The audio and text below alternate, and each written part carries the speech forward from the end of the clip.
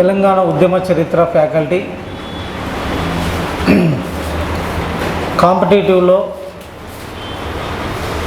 History అనేటువంటి సబ్జెక్టును గత 10 సంవత్సరాల నుండి బోధించడం జరుగుతుంది.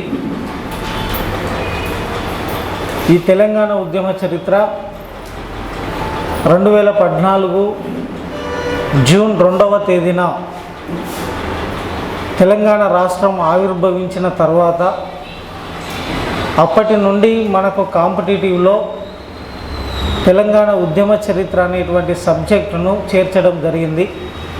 అది పబ్లిక్ సర్వీస్ కమిషనే కానీ పోలీస్ రిక్రూట్మెంట్ బోర్డే కానీ 2014 నుండి ఇప్పటి వరకు జరిగినటువంటి ప్రతి ఎగ్జామ్లో జనరల్ స్టడీస్లో కీలకమైనటువంటి సబ్జెక్ట్ ఏంటిది అంటే తెలంగాణ ఉద్యమ చరిత్ర. ఈ తెలంగాణ ఉద్యమ చరిత్ర Telangana movement and state formation అనేటువంటి సబ్జెక్ట్ తెలంగాణ ఉద్యమం మరియు రాష్ట్ర ఆవిర్భావం, తెలంగాణ ఉద్యమం మరియు రాష్ట్ర ఆవిర్భావం, దీనిని Telangana movement and state formation అంటారు. Telangana movement and state formation ఈ సబ్జెక్టులో తెలంగాణ రాష్ట్రం ఏర్పడిన తర్వాత ప్రతి కాంపిటేటివ్ ఎగ్జామ్లో తప్పనిసరిగా జనరల్ స్టడీస్ పరంగా ఎక్కువ మార్కులను ఈ సబ్జెక్టుకు కేటాయించడం జరుగుతుంది. ఎందుకు అంటే తెలంగాణ రాష్ట్ర ప్రభుత్వంలో ఉద్యోగం చేసేటువంటి ఒక ప్రభుత్వ ఉద్యోగి తప్పనిసరిగా గత కాలంలో జరిగినటువంటి తెలంగాణ చరిత్రను, తెలంగాణ ఉద్యమ విధానాన్ని తెలుసుకొని ఉండాలన్న ఉద్దేశంతో ఎన్నో కష్టాలతోని, ఎన్నో ఉద్యమాలతోని, ఎంతోమంది విద్యార్థుల అమరులతో ఏర్పడినటువంటిది ఈ తెలంగాణ రాష్ట్రం. కాబట్టి ఖచ్చితంగా గవర్నమెంట్ సర్వీస్ చేయాలనుకునేటువంటి ప్రతి విద్యార్థికి ఈ తెలంగాణ ఉద్యమం గురించి తెలియాలన్న ఉద్దేశంతో కాంపిటేటివ్లో ఎక్కువ మార్కులు జనరల్ స్టడీస్ పరంగా దీనికి కేటాయించడం జరిగింది. మరి తెలంగాణ ఉద్యమ చరిత్ర అనేటువంటి సబ్జెక్టు మనకు గ్రూప్ 1లో కనుక చూసుకున్నట్లయితే 6వ పేపర్గా దీన్ని నిర్ణయించడం జరిగింది. దీనికి గాను 150 మార్కులు. ఆ తదుపరి గ్రూప్ 2 పరంగా చూసుకున్నట్లయితే దీన్ని 4th పేపర్గా నిర్ణయించినారు. 4th పేపర్ దీనికి ఎన్ని మార్కులు సార్ అంటే 150 మార్కులు కేటాయించడం జరిగింది. అదేవిధంగా పోలీస్ రిక్రూట్మెంట్ బోర్డు పరంగా చూసుకున్నట్లయితే ఎస్ఐకి ఈ యొక్క ఉద్యమ చరిత్ర సబ్జెక్టు నుండి ఎన్ని మార్కులు ఎక్స్పెక్ట్ చేయొచ్చు సార్ అంటే 40 మార్కుల వరకు ఎక్స్పెక్ట్ చేయడానికి అవకాశం ఉంది. ఆ తదుపరి కానిస్టేబుల్ ఎగ్జామ్ పరంగా ఈ యొక్క ఉద్యమ చరిత్ర సబ్జెక్టు నుండి ఎన్ని మార్కుల వరకు మనం ఎక్స్పెక్ట్ చేయొచ్చు అంటే 30 మార్కుల వరకు ఎక్స్పెక్ట్ చేయడానికి అవకాశం ఉంది. అంటే ఒకసారి పరిశీలించండి, ఎస్ఐ ఎగ్జామ్ కనుక పరిశీలించినట్లయితే 2 పేపర్లు ఉంటాయి. ఒకటి అర్థమెటిక్ రీజనింగ్ అనేది ఒక పేపర్ 200 మార్కులు, తరువాత జనరల్ స్టడీస్ అనేది 200 మార్కులు. 200 మార్కులలో 40 మార్కులు ఉద్యమ చరిత్ర నుండి రావడం జరుగుతుంది. అంటే 40 మార్కులు ఉద్యమ చరిత్ర, తదుపరి 30 మార్కులు ఇండియన్ హిస్టరీ, తర్వాత తెలంగాణ కల్చరల్ హిస్టరీ నుండి 10 మార్కులు. అంటే దాదాపు 80 మార్కులు హిస్టరీ అనేటువంటి సబ్జెక్టు మీదనే ఆధారపడి ఉండడం జరుగుతుంది. మనం కనుక హిస్టరీ అనేటువంటి సబ్జెక్టును, అది తెలంగాణ కల్చరల్ హిస్టరీ కానీ, తెలంగాణ మూమెంట్ కానీ, భారతదేశ చరిత్ర కానీ, ఈ 3 సబ్జెక్టులను కనుక మనం పర్ఫెక్ట్గా చదివినట్లయితే 80 మార్కుల వరకు వచ్చే అవకాశం ఉంది. అంటే నువ్వు ఇంకొక 2-3 సబ్జెక్టులు చదువుకుంటే నీకు జాబ్ డిసైడ్ కావడం జరుగుతుంది. అదే కానిస్టేబుల్ పరంగా చూసుకుంటే 120 మార్కులు జిఎస్ ఉండేటువంటి పేపర్లో 30 మార్కులు ఉద్యమ చరిత్రే ఉంటుంది. ఆ తదుపరి ఇండియన్ హిస్టరీ పరంగా చూసుకుంటే 25 మార్కులు ఇండియన్ హిస్టరీ ఉంటుంది. అంటే దాదాపు 50 మార్కులు 60 మార్కుల వరకు హిస్టరీ భాగం నుండి రావడం జరుగుతుంది. మరి ఈ విధంగా ఉన్నటువంటి తెలంగాణ ఉద్యమ చరిత్రను పబ్లిక్ సర్వీస్ కమిషన్ వాళ్ళు ఏం చేసినారు సార్ అంటే, తెలంగాణ ఉద్యమ చరిత్ర అనేటువంటి సబ్జెక్టును విద్యార్థులకు సులభతరంగా అర్థం కావడం కోసం ఈ తెలంగాణ ఉద్యమ చరిత్ర అనేటువంటి సబ్జెక్టును 3 సెక్షన్లుగా విభజించడం జరిగింది. 3 సెక్షన్లుగా విభజించడం జరిగింది.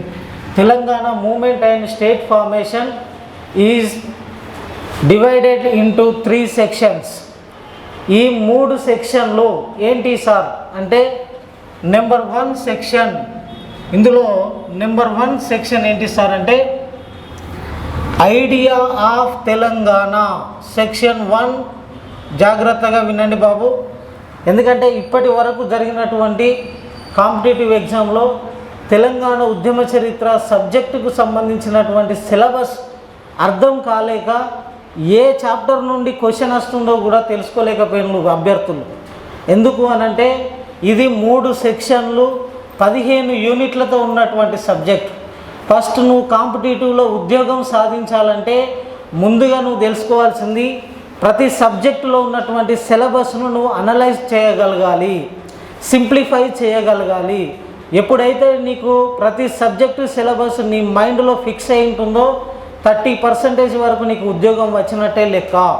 కాబట్టి ప్రతి సబ్జెక్టు మనకు ఉద్యోగం రావాలంటే మన కష్టం, మనం పరుగులతో పాటు సబ్జెక్టులో ఉన్నటువంటి సిలబస్ను ఖచ్చితంగా మనం నేర్చుకొని ఉండాలి.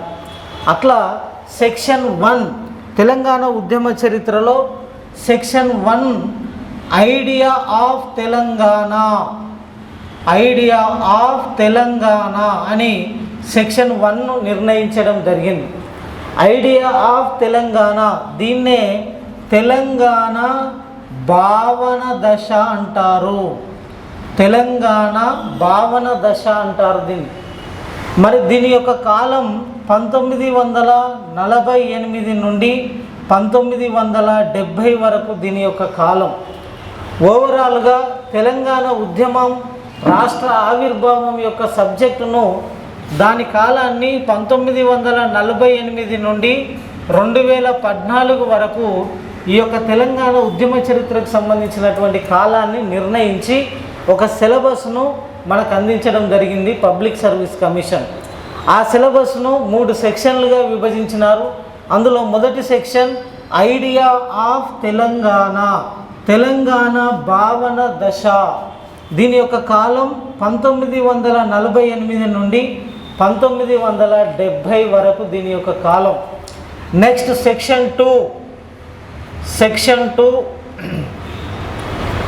దీన్ని మొబిలైజేషన్ ఫేజ్ అంటారు.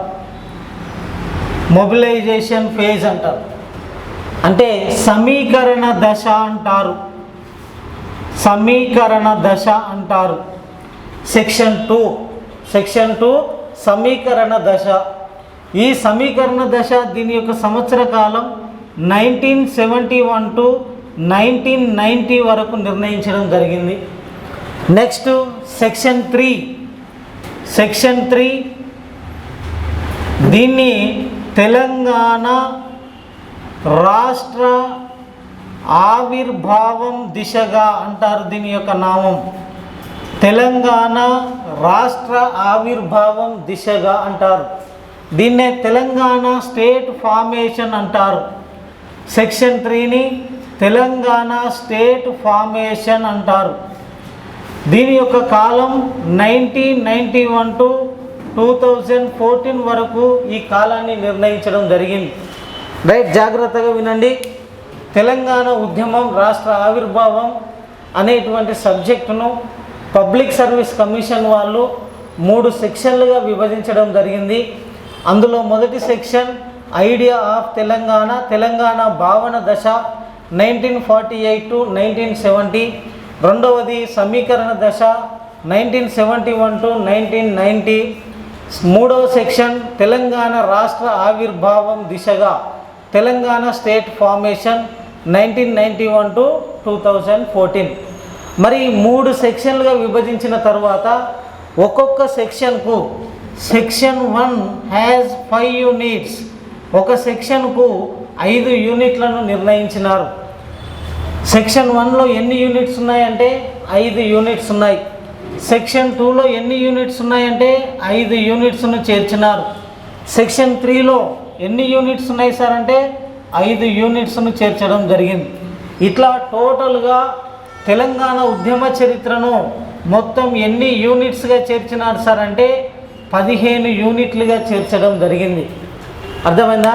తెలంగాణ ఉద్యమం రాష్ట్ర ఆవిర్భావం అనేటువంటి సబ్జెక్టును 3 సెక్షన్లు 15 యూనిట్లుగా విభజించడం జరిగింది. రైట్, ఇది తెలంగాణ చరిత్రకు సంబంధించినటువంటి సిలబస్ విభజన ఈ విధంగా రావడం జరిగింది. ఇప్పుడు ఒక్కొక్క సెక్షన్లో మనం నేర్చుకునేటువంటి టాపిక్స్ ఏంటి, యూనిట్స్ ఏంటి అనేది ఒకసారి చూద్దాం.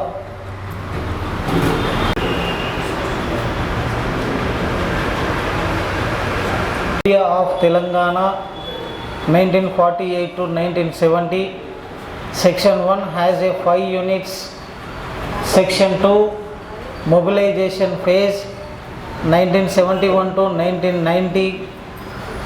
Section 2 has a 5 units. Section 3 Telangana state formation 1991 to 2014. Section 3 has a 5 units. Telugu medium వాళ్ళైతే తెలంగాణ భావన దశ, ఇంగ్లీష్ మీడియం వాళ్ళైతే ఐడియా ఆఫ్ తెలంగాణ అని హెడ్డింగ్ పెట్టుకోండి.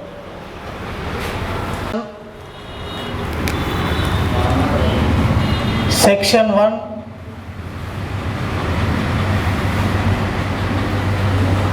తెలంగాణ భావన దశ,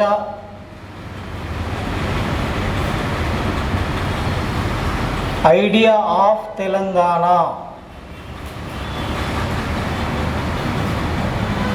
idea of Telangana 1948 to 1970. Right. Section 1లో మనకున్నటువంటి సిలబస్ ఏంది అనేది చూసినట్లయితే యూనిట్ 1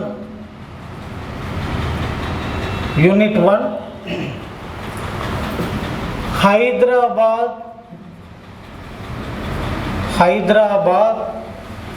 సంస్థాన చారిత్రక నేపథ్యం. హైదరాబాద్ సంస్థాన చారిత్రక నేపథ్యం. దీన్ని ఇంగ్లీష్లో హిస్టారికల్ బ్యాక్గ్రౌండ్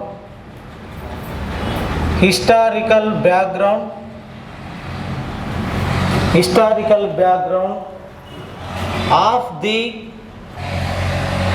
ప్రిన్స్లీ స్టేట్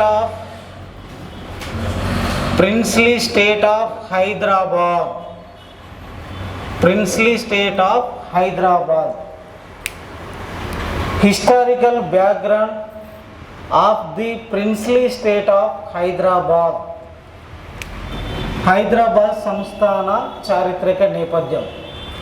ఈ టాపిక్లో మనం ఏం నేర్చుకుంటాం సార్ అంటే హైదరాబాద్ సంస్థానానికి సంబంధించి దాని యొక్క భౌగోళిక పరిస్థితులు, హైదరాబాద్ అనే పేరు ఎట్లా వచ్చింది, హైదరాబాదును పూర్వకాలంలో ఏ పేరుతోని పిలిచేవారు, హైదరాబాదును విశ్వనగరంగా తీర్చిదిద్దినటువంటి రాజు ఎవరు, హైదరాబాద్ సంస్థానంలో ప్రవహించేటువంటి నదులు ఏమిటి, హైదరాబాద్ సంస్థానానికి సరిహద్దులు బార్డర్స్ ఏమున్నాయి, హైదరాబాద్ సంస్థానంలో రాజకీయ పరిస్థితులు పొలిటికల్ ఫ్యూచర్స్ ఏ విధంగా ఉన్నాయి, హైదరాబాద్ సంస్థానంలో ఆర్థిక పరిస్థితులు ఎకనామికల్ ఫ్యూచర్స్ ఎలా ఉన్నాయి అనే దాని గురించి నేర్చుకోవడం జరుగుతుంది.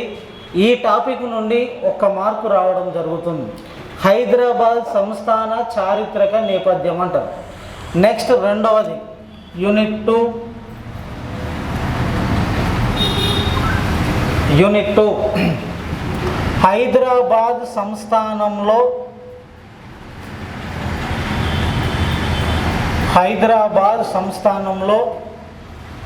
తెలంగాణ చారిత్రక నేపథ్యం.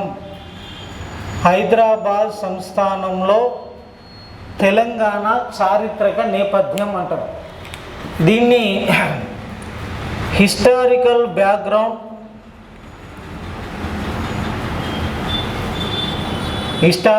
Background of Telangana in the princely state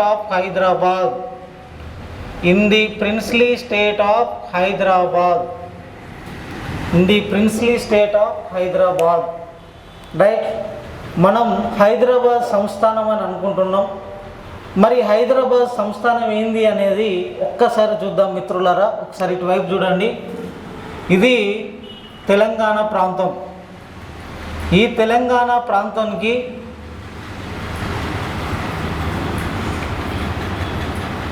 ఇది మొత్తం కూడా హైదరాబాద్ సంస్థానం. ఇగో హైదరాబాద్ అనేది ఇగో ఇక్కడ ఉంటుంది. హైదరాబాద్ సంస్థానంలో తెలంగాణ ప్రాంతము ఒక భాగం, హైదరాబాద్ సంస్థానంలో మరాఠా ప్రాంతం ఒక భాగం, హైదరాబాద్ సంస్థానంలో కర్ణాటక అనేది ఒక భాగం.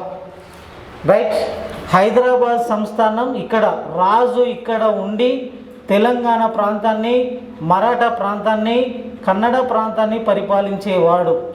మరాఠా ప్రాంతం నుంచి 5 జిల్లాలు మన హైదరాబాద్ సంస్థానంలో భాగంగా ఉండేది. కర్ణాటక నుండి 3 జిల్లాలు మన యొక్క హైదరాబాద్ సంస్థానంలో భాగంగా ఉండేది. తెలంగాణ నుండి 8 జిల్లాలు మన హైదరాబాద్ సంస్థానంలో భాగంగా ఉండేది. కాబట్టి హైదరాబాద్ సంస్థానంలో తెలంగాణ చారిత్రక నేపథ్యం మీరు జాగ్రత్తగా గుర్తుపెట్టుకోండి.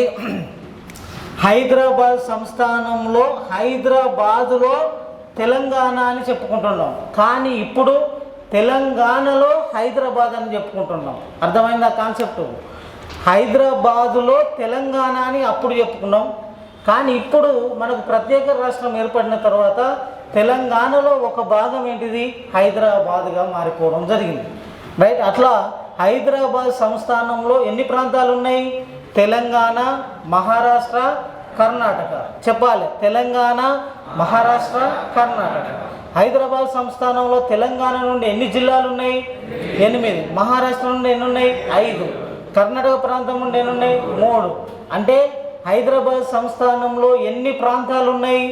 3 ప్రాంతాలు ఉన్నాయి. ఎన్ని ప్రాంతాలు ఉన్నాయి? 3. తెలంగాణ, మరాఠీ, కన్నడ 3 ప్రాంతాలు కలిగినటువంటి సంస్థానమే ఏంటిది? హైదరాబాద్ సంస్థానం. మరి 3 ప్రాంతాలలో తెలంగాణ ప్రజలు ఏం మాట్లాడతారు? భాష తెలుగు మాట్లాడతారు. మరి హైదరాబాద్ నగరం లోపల ప్రజలు ఏం మాట్లాడతారు? ఉర్దూ మాట్లాడతారు. కన్నడ ప్రజలు ఏం మాట్లాడతారు? కన్నడ భాషను మాట్లాడతారు. మరాఠాలో ఉన్న 5 జిల్లాల వాళ్ళు ఏం మాట్లాడతారు? మరాఠీ మాట్లాడతారు. అంటే భాషల పరంగా చూస్తే హైదరాబాద్ సంస్థానంలో ఎన్ని భాషలు మాట్లాడే వాళ్ళు ఉన్నారు? 4 భాషలు. హైదరాబాద్ సంస్థానంలో భాగంగా ఉన్న ప్రాంతాలు ఎన్ని? 3 ప్రాంతాలు ఉన్నాయి. అంటే ప్రాంతాల పరంగా చూసుకుంటే 3 ప్రాంతాలు హైదరాబాద్ సంస్థానంలో విలీనంగా ఉన్నాయి. భాషల పరంగా చూసుకుంటే 4 భాషలు మాట్లాడే వాళ్ళు హైదరాబాద్ సంస్థానంలో ఉన్నారు. కాబట్టి దీన్ని మిశ్రమ సంస్కృతి అంటే 4 రకాల భాషలు మాట్లాడే వాళ్ళు ఉన్నారు. కాబట్టి ఈ 4 రకాల భాషలు ఉన్నటువంటి ఈ యొక్క హైదరాబాద్ సంస్థానం అనేది ఒక మిశ్రమ సంస్కృతిని కలిగినటువంటిది. ఎందుకు? కన్నడ ప్రాంతంలో 3 జిల్లాలు మాత్రమే హైదరాబాద్ సంస్థానంలో ఉన్నాయి. ఆ కన్నడ భాషకు సంబంధించి వాళ్ళ పండుగలప్పుడు వాళ్ళ పండుగలను జరుపుకుంటారు. మరాఠీ 5 జిల్లాల్లో ఉన్నటువంటి ప్రజలు వాళ్ళకు సంబంధించినటువంటి పండుగలను జరుపుకుంటారు. తెలంగాణ వాళ్ళు తెలంగాణ పండుగలను జరుపుకుంటారు.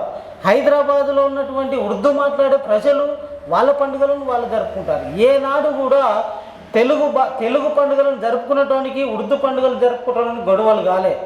ఏనాడు కూడా మరాఠీ పండుగలను జరుపుకునేటానికి తెలుగు పండుగలను జరుపుకోవడానికి గొడవలు కాలే. ఏనాడు కూడా కన్నడి పండుగలు జరుపుకోవడానికి ఉర్దూ పండుగలు జరుపుకోవడానికి గొడవలు కాలే. ఎవరి సంస్కృతి వాళ్ళుగా ఉన్నారు.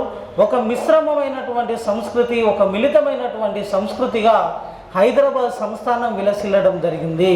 అందుకోసమే భారతదేశంలో ఉన్నటువంటి 565 సంస్థానాలలో ఒక మిశ్రమ సంస్కృతి, ఒక గొప్ప సంస్కృతి కలిగినటువంటి సంస్థానమే ఏంటిదంటే హైదరాబాద్ సంస్థానం. అందుకోసమే హైదరాబాద్ సంస్థానంలో తెలంగాణ చారిత్రక నేపథ్యం. మరి తెలంగాణ చారిత్రక నేపథ్యం, తెలంగాణ అనే పేరు ఎట్లా వచ్చింది, తెలంగాణలో ఉన్న పండుగలేంటి, తెలంగాణలో ఉన్న జాతరలేంటి, తెలంగాణలో ఉన్న నాట్యకళలు, తెలంగాణలో ఉన్న హస్తకళల గురించి నేర్చుకునేటువంటి టాపిక్ ఇది. నెక్స్ట్ థర్డ్ టాపిక్ ఏంటి సార్ అంటే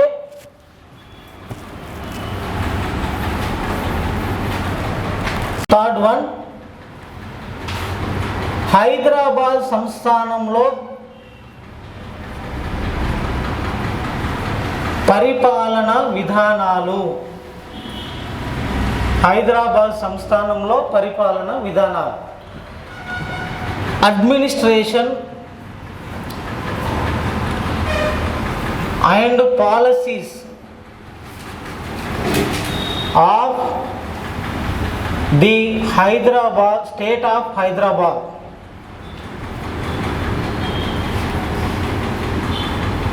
administration and policies of the state of Hyderabad. ఇది హైదరాబాద్ సంస్థానంలో పరిపాలన ఏ విధంగా ఉంది అనేది ఈ టాపిక్లో నేర్చుకుంటాం. నెక్స్ట్ ఫోర్త్ యూనిట్, 1948లో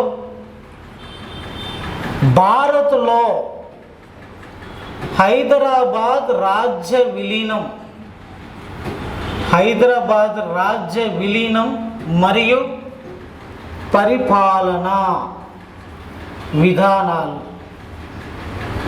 పరిపాలన విధానాలు రైట్. 1948లో భారత్లో హైదరాబాద్ రాజ్య విలీనం మరియు పరిపాలన విధానాలు. భారతదేశానికి స్వతంత్రం ఎప్పుడు వచ్చింది సార్? తెలంగాణకు స్వతంత్రం 1948 సెప్టెంబర్ 17వ తేదీన వచ్చింది. ఎందుకు స్వతంత్రంగా ప్రకటించినారంటే, మనడు భారతదేశానికి స్వతంత్రం ఇచ్చేటువంటి సందర్భంలో ఆంగ్లేయులు భారతదేశంలో ఉన్నటువంటి సంస్థానాల రాజులు మీ యొక్క రాజ్యాలను స్వతంత్రంగా ఉంచుకోవాలంటే మీకు మీరే పరిపాలించుకోండి, లేదంటే భారతదేశంలో విలీనం చేసుకోమంటే విలీనమైనా చేసుకోండి అని మనకు సంస్థానాలకు 2 ఆఫర్లను ప్రకటించినారు. ప్రకటిస్తే హైదరాబాద్ సంస్థాన రాజు ఏమన్నాడంటే, మేము భారతదేశంలో కలవం, నా హైదరాబాద్ సంస్థానం ఒక దేశానికి ఉన్నటువంటి విస్తీర్ణాన్ని కలిగి ఉన్నటువంటి ప్రాంతం నా హైదరాబాద్ సంస్థానం, ఒక దేశానికి ఉన్నటువంటి వనరులు వసతులు కలిగినటువంటి సంస్థానమే నా హైదరాబాద్ సంస్థానం. నేను భారతదేశంలో కలవను, నా సంస్థానాన్ని నేను ప్రత్యేకంగా దేశంగా నా సంస్థానం ఉంది, నాదే ఒక దేశం, నాదే ఒక హైదరాబాద్ దేశం అని ప్రకటించుకోవడం జరిగింది. అందుకోసమే భారతదేశానికి స్వతంత్రం వచ్చినప్పుడు మనం జాతీయ జెండా ఎగురవేయలేదు. మన తెలంగాణలో భారతదేశానికి స్వతంత్రం వచ్చినప్పుడు జాతీయ జెండాలు ఎగురవేయడానికి అవకాశం లేదు.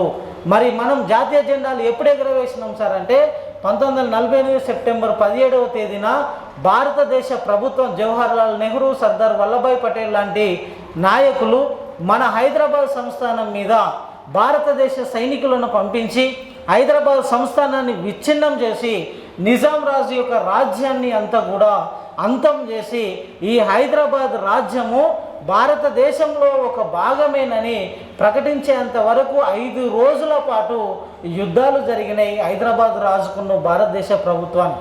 ఆ యుద్ధ సైనికులకు భయపడినటువంటి నిజాం రాజు బేగంపేట విమానాశ్రయం దగ్గరికి సర్దార్ వల్లభాయ్ పటేల్ దగ్గరికి వెళ్ళి, అయ్యా యుద్ధాన్ని విరమింపజేయండి, ఇక నా రాజ్యం మీ భారతదేశంలో విలీనమే అని చెప్పడం జరిగింది. అప్పుడు హైదరాబాద్ రాజ్యం భారతదేశంలో విలీనమైనటువంటి 5 రోజుల యుద్ధం, ఒక ప్రత్యేక దేశంగా ఉన్నటువంటి హైదరాబాద్ సంస్థానం అనేది హైదరాబాద్ అనేటువంటి పేరు కనుమరుగయ్యేటువంటి రోజులు దగ్గరికి రావడం జరిగింది.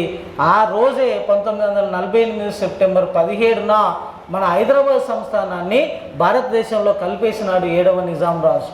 ఆ దాని గురించి చర్చించుకునేటువంటి టాపికే 1948లో భారత్లో హైదరాబాద్ రాజ్య విలీనం, పరిపాలన విధానాలు. దీన్ని ఇంగ్లీష్లో ఏమంటారు సార్ అంటే merger and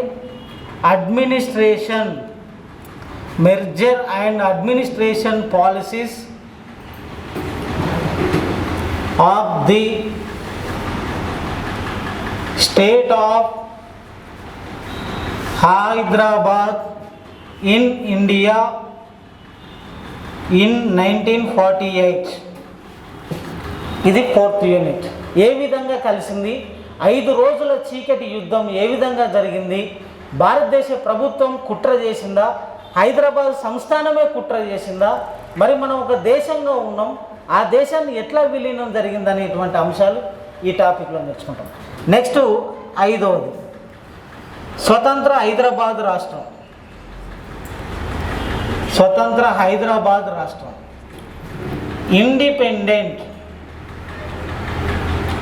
of state of Hyderabad. State of Hyderabad. Next స్వతంత్ర హైదరాబాద్ రాష్ట్రం ఎట్లా. నెక్స్ట్ 6th వన్ ఆంధ్రప్రదేశ్ రాష్ట్ర ఏర్పాటు ప్రక్రియ. ఆంధ్రప్రదేశ్ రాష్ట్ర ఏర్పాటు ప్రక్రియ, దాని పర్యవసానాలు. అంటే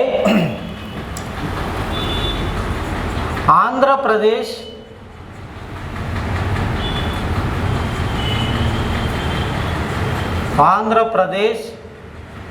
state formation, Andhra Pradesh state formation process and its consequence. Andhra Pradesh state formation process and its consequences. ఇది ఆంధ్రప్రదేశ్ రాష్ట్ర ఏర్పాటు ప్రక్రియ, దాని పర్యవసానాలు. ఆంధ్రప్రదేశ్ ఎట్లా ఏర్పాటైంది, ఆంధ్రప్రదేశ్లో మన తెలంగాణను ఏ విధంగా కలుపుకున్నారు, ఎందుకోసం కలుపుకున్నారు, అందులో జరిగినటువంటి అంశాలు ఏంటిది అనేది ఇందులో నేర్చుకుంటాం. నెక్స్ట్ ఈ సెక్షన్లో లాస్ట్ యూనిట్ ఏంటిదంటే ఆంధ్రప్రదేశ్ రాష్ట్ర ఏర్పాటు అనంతరం తెలంగాణకు జరిగిన అన్యాయాలు,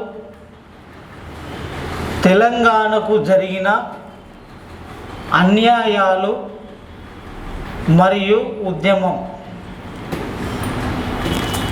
తెలంగాణ రాష్ట్ర ఏర్పాటు అనంతరం, ఆంధ్రప్రదేశ్ రాష్ట్ర ఏర్పాటు అనంతరం తెలంగాణకు జరిగిన అన్యాయాలు మరియు ఉద్యమం. దీన్ని ఏమంటారంటే injustice and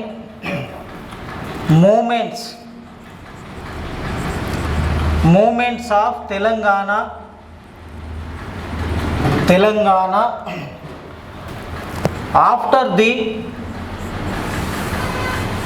after formation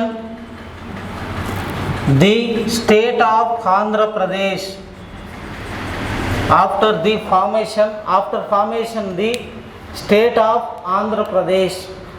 Andhra Pradesh రాష్ట్ర ఏర్పాటు అనంతరం తెలంగాణకు జరిగిన అన్యాయాలు ఏంటి, ఉద్యమం ఏంటిది. రైట్, మనకు ఫస్ట్ దశ 1948 నుండి 70 వరకు అని చెప్పుకున్నాం. ఒకసారి చూడండి, హైదరాబాద్ సంస్థానంలో పరిపాలన విధానాలు 1724 to 1948 వరకు నేర్చుకుంటాం. 1948 భారత్లో హైదరాబాద్ రాజ్య విలీనం మరియు పరిపాలన విధానాల గురించి 1948 to 1951 వరకు నేర్చుకుంటాం. రైట్, నెక్స్ట్ స్వతంత్ర హైదరాబాద్ రాష్ట్రం 1952 నుండి 1956 వరకు నేర్చుకుంటాం. నెక్స్ట్ ఆంధ్రప్రదేశ్ రాష్ట్ర ఏర్పాటు ప్రక్రియ, దాని పర్యవసానాలు ఎట్లా ఉన్నాయి, దాని చరిత్ర ఏందనేది 1953 నుండి 1956 వరకు నేర్చుకుంటాం. తరువాత ఆంధ్రప్రదేశ్ రాష్ట్ర ఏర్పాటు అనంతరం తెలంగాణకు జరిగిన అన్యాయాలు అంటే 1956 టు 1970 వరకు నేర్చుకోవడం జరుగుతుంది. ఇది మనకున్నటువంటి ఫస్ట్ సెక్షన్కు సంబంధించినటువంటి అంశాలు. ఫస్ట్ సెక్షన్కు సంబంధించినటువంటి అంశాలు రాసుకున్నారా బాబు? రైట్, ఒకసారి జాగ్రత్తగా చూడండి బాబు. బాబు అందరు ఇటు చూడండి. సెక్షన్ 1 ఏంటిది? తెలంగాణ భావన దశ. అందరూ మాట్లాడాలి. ఏంటిది? తెలంగాణ సంవత్సర కాలం. Right, idea of Telangana. Syllabus unit 1లో ఏముంది? హైదరాబాద్ సంస్థాన చారిత్రక నేపథ్యం, historical background of the princely state of Hyderabad. రెండవది హైదరాబాద్ సంస్థానంలో తెలంగాణ చారిత్రక నేపథ్యం, historical background of Telangana in the princely state of Hyderabad. మూడవది హైదరాబాద్ సంస్థానంలో పరిపాలన విధానాలు. ఏ సంవత్సరం నుండి ఏ సంవత్సరం వరకు? 1724 to 1948. Administration and policies of the state of Hyderabad. Next 1948లో భారత్లో హైదరాబాద్ రాజ్య విలీనం మరియు పరిపాలన విధానాలు. సంవత్సర కాలం చెప్పండి. 1948 to 1951. Merger and administration policies of the state of Hyderabad in India in 1948. Next స్వతంత్ర హైదరాబాద్ రాష్ట్రం, independent of state of Hyderabad. ఎప్పటి నుంచి? 1952 టు 1956. నెక్స్ట్ ఆంధ్రప్రదేశ్ రాష్ట్ర ఏర్పాటు ప్రక్రియ, దాని పర్యవసానాలు 1953 to 1956. Andhra Pradesh state formation process and its consequences. Next Andhra Pradesh రాష్ట్ర ఏర్పాటు అనంతరం తెలంగాణకు జరిగిన అన్యాయాలు మరియు ఉద్యమం 1956 to 1970. Injustice and movements of Telangana after formation the state of Andhra Pradesh. ఇప్పుడు 1948 టు 1970, ఇక్కడ 70 వరకు ఇదంతా కూడా మనకు తెలంగాణ భావన దశ. ఈ టాపిక్ల నుండి గ్రూప్ 2లో అయితే 50 మార్కులు, గ్రూప్ 1లో 50 మార్కులు, మన ఎస్ఐ కానిస్టేబుల్ అయితే 10 మార్కులు రావడం జరుగుతుంది. అర్థమైందా? రైట్, ఇది సెక్షన్ 1కు సంబంధించినటువంటి syllabus. Okay, next section 2. Section 2 ఏంటిది? సమీకరణ దశ, మొబిలైజేషన్ ఫేజ్. సంవత్సర కాలం ఏంటి బాబు? సమీకరణ దశ, మొబిలైజేషన్ ఫేజ్. ఇయర్ చెప్పండి.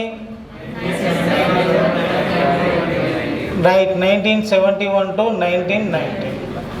రైట్, ఇందులో ఏమేమి చాప్టర్స్ ఉన్నాయి అనేది ఒకసారి చూసినట్లయితే, ఎందుకు రాయిస్తున్న సిలబస్ అంటే సిలబస్ మీద మన కమాండింగ్ అనేది కంపల్సరీ రావాలి బాబు. అది తెలంగాణ ఉద్యమ చరిత్ర మీద 100% నీకు ఉండాలి. ఉంటేనే నీకు ఏ చాప్టర్ల నుండి ప్రశ్న అడుగుతున్నాడు అనేది నువ్వు అబ్జర్వ్ చేయగలుగుతావు. నీకు సిలబస్ మీద కమాండింగ్ లేదనుకో నువ్వు చెప్పలేనటువంటి పరిస్థితి ఉంటుంది. ఓకేనా? రైట్, ఫస్ట్ వన్, ఇందులో యూనిట్ 1 ముల్కీ నిబంధనలపై కోర్టు తీర్పులు. ముల్కీ నిబంధనలపై కోర్టు తీర్పులు మరియు జై ఆంధ్ర ఉద్యమం. Rules, court judgments on Mulki rules and Jai Andhra moment.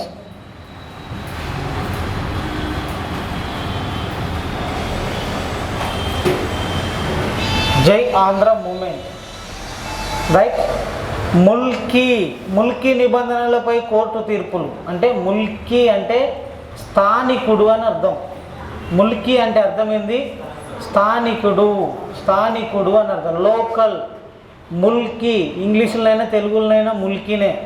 Mulki అంటే అర్థం ఏంటిదంటే లోకల్ క్యాండిడేట్ను ముల్కీ అంటారు, నాన్ లోకల్ క్యాండిడేట్ను నాన్ ముల్కీ అంటారు. స్థానికుడిని ముల్కీ అంటారు, స్థానికేతరుడిని నాన్ ముల్కీ అంటారు. ఓకేనా? ఈ ముల్కీ అనేటువంటి సమస్య మీదనే తెలంగాణ ఉద్యమ చరిత్ర నడిచింది. రైట్. 1948 నుండి గుర్తుపెట్టుకోండి బాబు, 1948 కూడా కాదు, 1724 నుండి దాదాపు 1969 వరకు ముల్కీ అనేటువంటి పదం మీదనే చరిత్ర నడిచింది. అప్పుడు 1969లో ఏమైంది? నీళ్లు నిధులు నియామకాలు అనే కాన్సెప్ట్తోని 1969 నుండి 2014 వరకు ఉద్యమం నడిచింది. 2014 వరకు ఉద్యమం నడిచింది. కాబట్టి అట్లా ముల్కీ అనేటువంటి పదం తెలంగాణ ఉద్యమ చరిత్రలో చాలా చాలా చాలా చరిత్రను కలిగినటువంటి పదం ముల్కీ అనేటువంటి పదం. ముల్కీ అంటే అర్థమైంది లోకల్, స్థానికుడు అని అర్థం. మీరు కరీంనగర్ జిల్లానా కాదా? నాది వరంగల్ జిల్లా. ఇప్పుడు నేను ఇక్కడికి వచ్చిన, నాది నాన్ లోకల్ క్యాండిడేట్నా లోకల్ క్యాండిడేట్నా? Non local. నన్ను ఏమంటారు మీరు? నాన్ ముల్కీ అనాలి. మీది కరీంనగర్ జిల్లా కాబట్టి మిమ్మల్ని ఏమనాలి? Local candidates. ముల్కీలు మీరు, నేను నాన్ ముల్కీని. ఇక్కడ మీకున్న అధికారాలు నాకుంటాయా? నేను ఇక్కడికి వచ్చి పెత్తనం చేస్తే నడుస్తుందా? నడవదు. కాబట్టి మన హైదరాబాద్ సంస్థానానికి కూడా ఇతర సంస్థానాల నుంచి వెళ్ళి వచ్చినటువంటి వ్యక్తులు ఈ హైదరాబాద్ సంస్థానంలో ఉన్నటువంటి వ్యక్తులను పట్టించుకోకుండా ఇతర ప్రాంతాలకు చెందిన వారు వచ్చి పెత్తనం చేయడం, ఉద్యోగాలలో ఉండడం, ఈ స్థానికులు కేటాయించే ఉద్యోగాలన్నీ స్థానికేతరులు నాన్ లోకల్ క్యాండిడేట్సే ఉద్యోగాలు పొందడం, దొంగ సర్టిఫికెట్లను తయారు చేసుకోవడం వల్ల ఈ హైదరాబాద్ సంస్థానంలో ప్రారంభమైంది ముల్కీ లోకల్ నాన్ లోకల్ క్యాండిడేట్స్కు మధ్య జరిగినటువంటి సంఘటనే ఒక ఉద్యమంగా రావడం జరిగింది. అదే 1952 ముల్కీ ఉద్యమము అంటారు, ముల్కీ మూమెంట్. ఈ ముల్కీ అనేటువంటి పదం మీదనే చరిత్ర అనేది నడుస్తుంది. జాగ్రత్తగా గుర్తుపెట్టుకోవాలి. తెలంగాణ ఉద్యమ చరిత్రలో ముల్కీ అనేటువంటి పదానికి చాలా చాలా చరిత్ర కలిగినటువంటి పదం ముల్కీ అనేటువంటి పదం. రైట్. నెక్స్ట్ సెకండ్ యూనిట్, ఉద్యమం. నక్సలైట్ ఉద్యమం వ్యాప్తి, కారణాలు. నక్సలైట్ ఉద్యమం ఏ విధంగా వచ్చింది, ఏ విధంగా వ్యాపించింది, దాని కారణాలు ఏంటి? రైట్. నక్సలైట్ అంటే ఎవరు? అన్నలు. మన సాధారణ పరిభాషలో ఎవరు? అన్నలు. పూర్వం కరీంనగర్ జిల్లాకు చెందినటువంటి మన పెద్దపల్లి, ఇప్పుడు పెద్దపల్లి జిల్లా అయింది.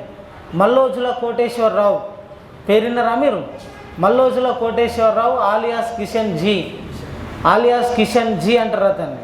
పెద్దపల్లి జిల్లాలో పుట్టినటువంటి అతను యావత్ ఆంధ్ర, తెలంగాణ, ఒరిస్సా, పశ్చిమ బెంగాల్ ఈ సముద్ర తీర భాగంలో ఉన్నటువంటి ప్రాంతాలన్నిటినీ ఏకఛత్రాధిపత్యంతో పరిపాలించింది ఆయన. ఆలియాస్ కిషన్ జీ 1969 సంవత్సరంలో ప్రత్యేక తెలంగాణ రాష్ట్ర ఉద్యమంలో పాల్గొన్నాడు. పిహెచ్డి వరకు చదువుకున్నటువంటి అతను ఎలాంటి ఉద్యోగం అనేది రాలేక ఉద్యమంలో పాల్గొని 369 మంది విద్యార్థులు మరణించిన తర్వాత రాజకీయ నాయకులు అందరూ కలిసి ఒక కుట్రపూరితంగా ప్రత్యేక తెలంగాణ రాష్ట్ర ఉద్యమాన్ని నిలిపివేసి ఇందిరాగాంధీ పాదాల దగ్గర తాకట్టు పెట్టి వాళ్ళు ఉద్యమాన్ని నిలిపివేస్తే ఆ ఉద్యమాన్ని నిలిపివేసినటువంటి తీరును, ఉద్యమంలో విద్యార్థులు తమ ప్రాణాలను సైతం లెక్క చేయకుండా రోడ్ల మీదకి వచ్చి నిరసనలు చేసి తమ ప్రాణాలను పోగొట్టుకున్నటువంటి విద్యార్థుల సంఘటనలను కల్లారా చూసినటువంటి ఆలియాస్ కిషన్ జీ ఇదంతా మళ్ళీ ఉద్యమంతో రాదు, రాజకీయంతో రాదు, తప్పనిసరిగా అడవులలోకి వెళ్ళి పోరాటం చేస్తేనే ఈ యొక్క తెలంగాణ అనేది వస్తుందని నమ్మినటువంటి వ్యక్తి ఆలియాస్ కిషన్ జీ అనేటువంటి వ్యక్తి. ఆ ఆలియాస్ కిషన్ జీ 1969 సంవత్సరంలో అప్పుడు ఉస్మానియా యూనివర్సిటీలో పిహెచ్డి చదివినటువంటి అతను అడవులలోకి బయలుదేరడం జరిగింది. అట్లా 69లో బయలుదేరినటువంటి మనిషి 2012వ సంవత్సరంలో పశ్చిమ బెంగాల్లో మమతా బెనర్జీ చంపివేయడం జరిగింది. మమతా బెనర్జీ ప్రభుత్వం అతన్ని చంపివేయడం జరిగింది. అతడు డైరెక్ట్గా మమతా బెనర్జీకే టార్గెట్ పెట్టినాడు. మమతా బెనర్జీకి టార్గెట్ పెడితే మమతా బెనర్జీ తట్టుకోలేక ఎవరి దగ్గరికి, సోనియా గాంధీ దగ్గరికి వెళ్ళి, అప్పుడు కాంగ్రెస్ ప్రభుత్వం ఉండే, అప్పుడు వెళ్ళి సోనియా గాంధీ గారిని వేడుకుంటే సోనియా గాంధీ దగ్గర నుంచి ప్రత్యేక దళాలను పశ్చిమ బెంగాల్కు పంపించి ఆ కిషన్జీ ఉన్నటువంటి అటవీ ప్రాంతాన్ని మొత్తం కిరోసిన్, పెట్రోల్తోని ఆ యొక్క హెలికాప్టర్ల ద్వారా, డ్రోన్ల ద్వారా కిరోసిన్ పెట్రోల్ను చల్లించి అడవినంతా తగలబెడితే అప్పుడు దొరికినాడు అతను. అతన్ని 4 రోజుల పాటు చిత్రహింసలకు గురి చేసి చంపివేయడం జరిగింది. పశ్చిమ బెంగాల్లోనే చంపివేయడం జరిగింది. చంపివేసినటువంటి అతన్ని మన పెద్దపల్లి జిల్లాకు శవాన్ని తీసుకురావాలంటే, అక్కడి నుండి వెళ్ళాలంటే ఇక్కడ నుంచి ఒక వ్యక్తి వెళ్ళాలి. ఆ వ్యక్తి ఎవరంటే వరవరరావు అనేటువంటి వ్యక్తి పశ్చిమ బెంగాల్కి వెళ్ళి అక్కడున్న గవర్నమెంట్తో మాట్లాడి ఆ కిషన్జీ శవాన్ని పశ్చిమ బెంగాల్ నుంచి పెద్దపల్లికి తీసుకొచ్చినారు. పెద్దపల్లికి అతని శవం వచ్చిన రోజున ఈ కరీంనగర్ లోకల్ ఆల్గునూరు బ్రిడ్జి దగ్గర నుండి మొదలుకొని పెద్దపల్లి జిల్లా వరకు మొత్తం సెక్యూరిటీ అనేది రోడ్లో వెంబడి ఉండడం జరిగింది. ఎందుకంటే అంత పెద్ద మహానాయకుడు మరణించినప్పుడు ఏదో ఒక సంఘటనలు జరుగుతాయనే ఉద్దేశంతో భారీ భద్రతా దళాలను ఏర్పాటు చేయడం జరిగింది.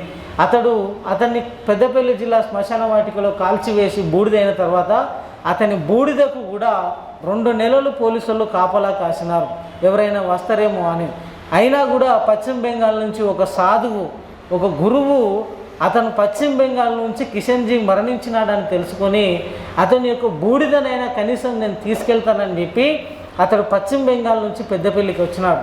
పెద్దపల్లికి వచ్చి అతడు కాల్చివేసినటువంటి బూడిదను మామూలుగా ఒక కవర్లో తీసుకుంటుండగా అక్కడ ఉన్నటువంటి పోలీసులు అతన్ని గుర్తించి పోలీస్ స్టేషన్కి తీసుకెళ్ళి, నువ్వు ఎందుకు వచ్చినావు భయ్ అని అడిగితే, కిషన్జీ మాకు దేవుడు లాంటి వాడు, పశ్చిమ బెంగాల్లో పేద ప్రజలకు సహాయం చేసినటువంటి వ్యక్తి, అతడు మరణించిన విషయాన్ని తెలిసి కనీసం ఈ బూడిదైనా దొరుకుతుందేమో నచ్చన అని చెప్పినాడు.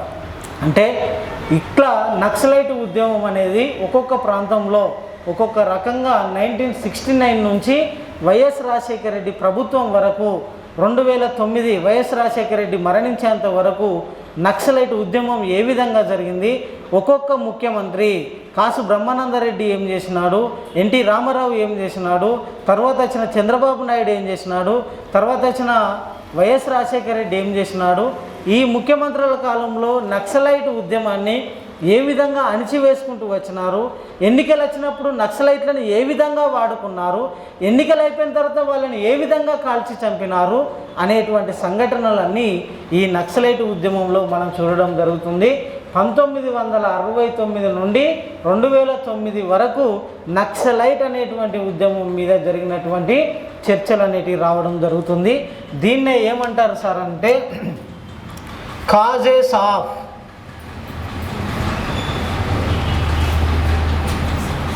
spread of the Naxalite movement.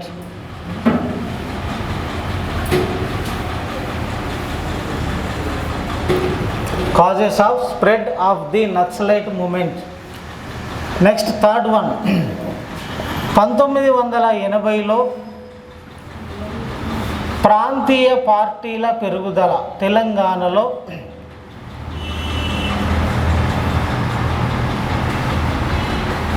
ప్రాంతీయ పార్టీల పెరుగుదల.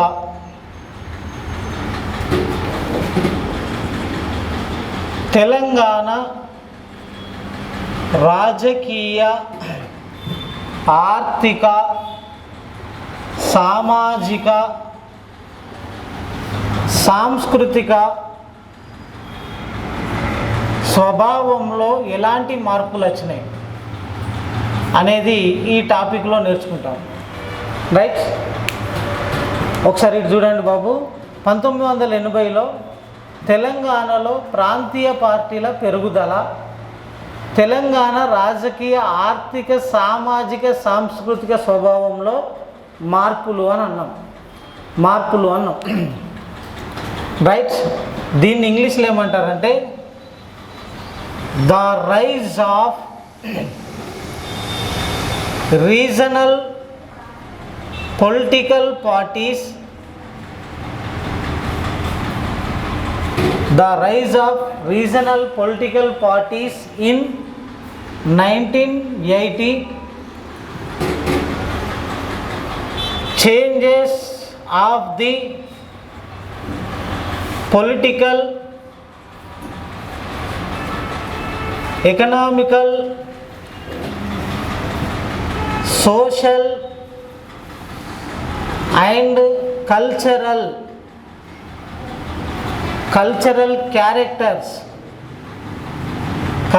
characters in Telangana.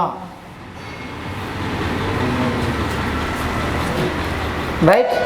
The rise of regional political parties in 1980, changes of the political, economical, social and cultural characters in Telangana. 1980లో తెలంగాణలో ప్రాంతీయ పార్టీల పెరుగుదల. ఈ సంవత్సరాన్ని ఎందుకు తీసుకున్నారంటే 1982లోనే ఎన్టీ రామారావు తెలుగుదేశం పార్టీ ప్రవేశపెట్టింది. ఎందుకు సార్ అంటే భారతదేశానికి స్వతంత్రం వచ్చింది ఎప్పుడు బాబు? 1947 ఆగస్టు 15న. భారతదేశంలో మొదటిసారిగా ప్రజలు ఓటును వినియోగించుకున్నటువంటి సంవత్సరం ఏంది? 1952లో ఓటు హక్కును వినియోగించుకున్నారు. అప్పటి నుండి 1980 వరకు 83 వరకు ఎవరు పరిపాలించినారంటే కాంగ్రెస్ ప్రభుత్వమే పరిపాలించింది. దానికి తిరుగు లేదు. దాదాపు ఎన్ని సంవత్సరాలు? 28 సంవత్సరాలు. 18 సంవత్సరాలు, మొత్తం 28 సంవత్సరాల కాలం పాటు ఏది పరిపాలించింది? కాంగ్రెస్ ప్రభుత్వమే పరిపాలించింది. కాంగ్రెస్ ప్రభుత్వం చేసేటువంటి విధానాల వల్ల ప్రజలందరూ కూడా విసిగి చెందిపోయినారు. ఆ కాంగ్రెస్ పార్టీలో ఉన్నటువంటి కొంతమంది పొలిటికల్ లీడర్సు అప్పుడు ఎన్టీ రామారావు అంటే సినీ ఇండస్ట్రీలోనే పెద్ద పేరుగాంచినటువంటి వ్యక్తి. ఇప్పుడు మెగాస్టార్ రేట్లో అప్పుడు అంతకంటే 5 రెట్లు ఎక్కువ ఎన్టీ రామారావును కృష్ణుడు దేవుడు ఎట్లున్నాడో తెలియదు, రాముడు అనే దేవుడు ఎట్లున్నాడో తెలియదు. కానీ అన్ని రూపాలు ఎవరి రూపం నుండి వచ్చినాయి అనుకుంటారు? ఎన్టీ రామారావు ఈయనే అనే రూపం అనేది కల్పించడం జరిగింది. అంతటి కళ కలిగినటువంటి, ప్రతిభ కలిగినటువంటి ఎన్టీ రామారావు దగ్గరికి చాలామంది రాజకీయ నాయకులు వెళ్ళి అడిగినారు, అన్నా మీరు పార్టీ పెట్టండి, కాంగ్రెస్ ప్రభుత్వం మీద ప్రజలకు ఆశలు కోల్పోతున్నాయి, మీరు పార్టీ పెట్టండి అని అంటే అతడు 1982లో వచ్చి టీడీపీ తెలుగుదేశం పార్టీని స్థాపించడం జరిగింది. పార్టీని స్థాపించిన 9 నెలల్లోనే ముఖ్యమంత్రి పదవిని అధిష్ఠించినటువంటి వ్యక్తి ఎవరంటే ఎన్టీ రామారావు అనేటువంటి వ్యక్తి స్థాపించడం జరిగింది. ఆ తదుపరి అతడు రాజకీయ రంగ ప్రవేశం చేసిన తర్వాత అతని మీద జరిగినటువంటి సంఘటనలు, రాజకీయ కుట్రలు, ఇవన్నిటిని దృష్టిలో పెట్టుకొని అతడు రాజకీయంగానే కొనసాగుతూ మానసిక ఆందోళనకు గురై మరణించడం జరిగింది. అట్లా ఆ ఎన్టీ రామారావు పార్టీ పెట్టి ముఖ్యమంత్రి అయినటువంటి సంవత్సరంలోనే అప్పటి నుండి జరిగినటువంటి వ్యవస్థ అంటే ఎన్టీ రామారావే పార్టీ పెట్టిండు, మనం పార్టీ పెడితే ఎందుకు గెలవం అనేటువంటి ఆలోచన ఒక్కొక్కరికి కలిగింది. అప్పుడు ప్రాంతీయ పార్టీలు, రీజనల్ పొలిటికల్ పార్టీస్ అనేటివి మన తెలంగాణలో పెరగడం జరిగింది. అట్లా దాని గురించి ఆ ప్రాంతీయ పార్టీలు పెరగడం వల్ల తెలంగాణ రాజకీయంగా ఏ విధంగా అభివృద్ధి చెందిందా లేదంటే వెనకడుగు వెళ్ళిపోయిందా, మరి ఆర్థికంగా అభివృద్ధి చెందిందా లేదంటే ఇంకా దిగజారిపోయే పరిస్థితి అయిందా, సామాజిక పరిస్థితులు అంటే ప్రజలకు ఉన్నటువంటి సామాజిక పరిస్థితులు, వాళ్ళ యొక్క సెల్ఫ్ కాన్ఫిడెన్స్ అనేటువంటిది ఏ విధంగా ఉన్నది, సాంస్కృతిక మార్పులు ఏ విధంగా ఉన్నాయి అనేది ఈ టాపిక్లో నేర్చుకోవడం జరుగుతుంది. నెక్స్ట్ 4th వన్, 1990లో ప్రైవేటీకరణ, సరళీకరణ విధానాలు. 1990లో ప్రైవేటీకరణ, సరళీకరణ విధానాలు తెలంగాణ సమాజం ఆర్థిక రంగాలపై వాటి ప్రభావం, ఎట్లా ఉన్నది, రైట్? దీన్ని ఏమంటారంటే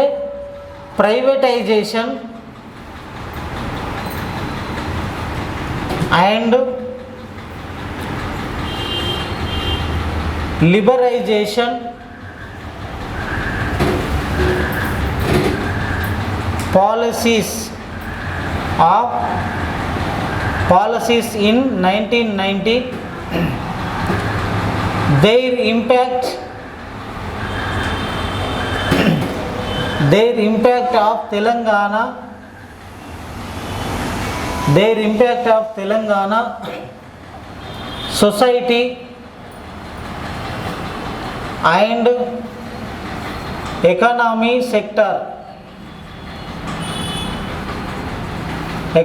sectors. Privatization and liberalization policies in 1990, their impact of Telangana society and economy sectors. Telangana సమాజం ఆర్థిక రంగాలపైన ప్రైవేటీకరణ ప్రపంచీకరణ విధానాలు ఎట్లా ఉన్నాయి. ప్రైవేటీకరణ ప్రపంచీకరణ అంటే అర్థమైంది అంటే పూర్వకాలంలో మనం చిన్నగా ఉన్నప్పుడు మంచినీళ్ళు ఉచితంగా దొరికినాయి బాబు, అంతేనా కాదా? మంచినీళ్ళు కలుషితం లేనటువంటి నీళ్లు మనకు ఉచితంగా దొరికినాయి. మొత్తం ప్రైవేటీకరణ కావడం వల్ల మనం ఉచితంగా తాగినటువంటి మంచినీరే ఇప్పుడు 15 రూపాయల క్యాన్ అయింది. 15 రూపాయల క్యాన్ అయిందంటే ఈ ప్రపంచం ఏమవుతున్నది, ఈ దేశం ఏమవుతున్నదంటే ప్రైవేటీకరణ అవుతున్నది. ఎందుకంటే ప్రభుత్వాలు అమ్మకాలకు పెడుతున్నాయి కాబట్టి ఆ అమ్మకాలకు కొనుక్కున్నటువంటి ప్రైవేటు వ్యక్తులు ఉచితంగా దొరికేటువంటి వాటినే మళ్ళీ రీప్రొడ్యూస్ చేస్తూ ప్రజల దగ్గర నుండే వసూలు చేయడం జరుగుతున్నది. ఇప్పుడు ఎవడన్నా చెరువుల నీళ్ళు తాగుతున్నాడా, వాగుల నీళ్ళు తాగుతున్నాడా, కాలువల నీళ్ళు తాగుతున్నాడా? ఎవడు తాగడం లేదు. ఏమన్నా అంటే మినరల్ వాటరా కాదా, మినరల్ వాటర్ అయితేనే ఇవి నాకు అంటారు. కూలి పనికి పోయేటోళ్ళు కూడా ఓ అక్క మినరల్ వాటర్ పట్టుకొని రా, లేకుంటే మాత్రం మేము తాగం, మరి మీ బావి నీళ్ళు అంటాం, అంతేనా కదా? ఎందుకనంటే ఇప్పుడు మనం ఉచితంగా తాగినటువంటి నీళ్లను ఇప్పుడు మనం డబ్బులు పెట్టి కొనుక్కోవాల్సినటువంటి పరిస్థితి. దాన్ని ఏమంటారంటే ప్రైవేటీకరణ అంటారు.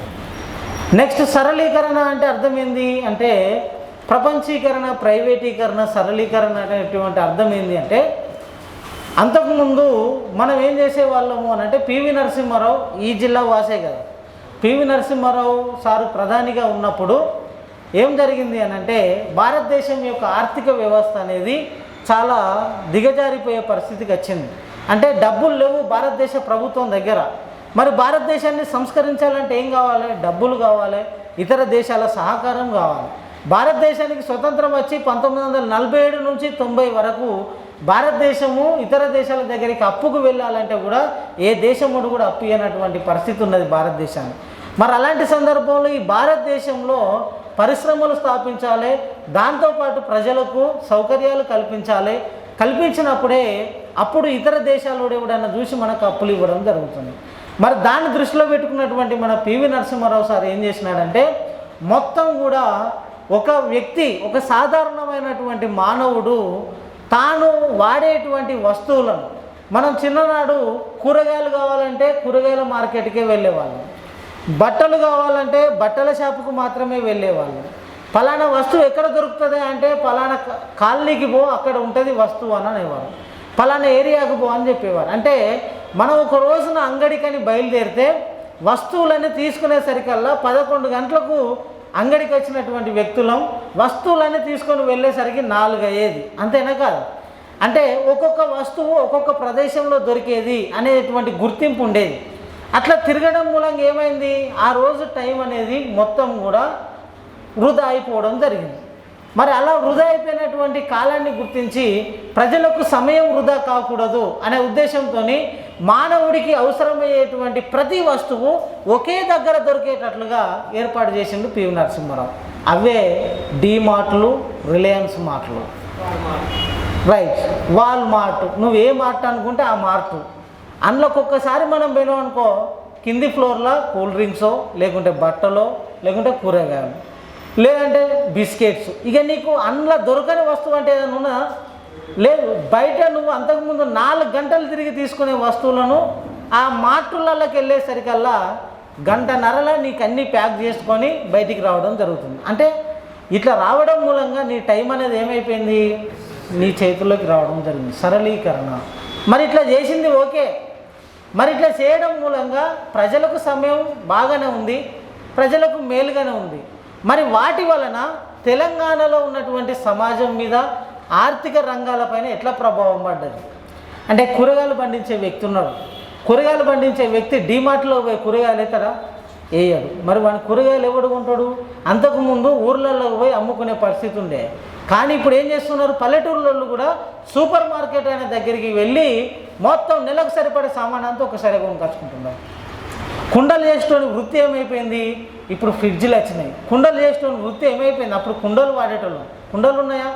లేవు. అట్లా ప్రైవేటీకరణ, సరళీకరణ అనేటువంటి పథకాలను ప్రవేశపెట్టడం వల్ల తెలంగాణలో ఉన్నటువంటి సమాజం, ప్రతి కులానికి సంబంధించినటువంటి వ్యవస్థలు, కులాల మీద, వృత్తుల మీద ఆధారపడినటువంటి తెలంగాణ సమాజం ఏ విధంగా వెనక్కి వెళ్ళింది అనేటువంటి అంశాలు, వెనక్కి వెళ్ళడం మూలంగా ఆర్థిక భారం ఎట్లయిపోయింది. ఎగ్జాంపుల్, మన కరీంనగర్ పాత జిల్లాలోని సిరిసిల్లలో చేనేత వస్త్రాలు, ఎంతోమంది ఇతర దేశాలకు వెళ్ళి, ఇతర ప్రాంతాలకు వెళ్ళి వారు నమ్ముకున్నటువంటి వృత్తి అనేది ఈ సరళీకరణ, ప్రైవేటీకరణ విధానాల వలనే వాళ్ళ వృత్తులన్నీ నాశనం అయిపోయి వాళ్ళ కుటుంబాలు రోడ్డు మీదకి వచ్చి ఉన్నటువంటి అప్పులను తీర్చలేక, కుటుంబాల భారాన్ని మోయలేక ఆత్మహత్యలు చేసుకున్నటువంటి వ్యక్తులు ఎంతోమంది ఉన్నారు మన తెలంగాణలో. ఉన్నారా లేరా?